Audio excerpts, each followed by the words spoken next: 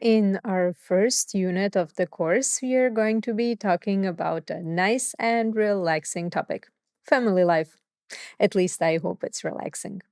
We will talk about different family members, their relations and relationships, and we hope to repeat some of the things from A1 while doing so.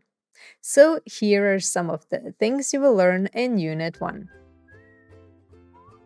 the names of different family members and how to talk about a family tree, how to say that you live with someone, and how to talk about different families. You will learn some verbs that build the perfect without ge, how to use possessive forms when talking about family, for example, to say that it's someone's mother or the mother of someone, and the conjunction weil. I hope that you are ready and we'll jump right into our first lesson.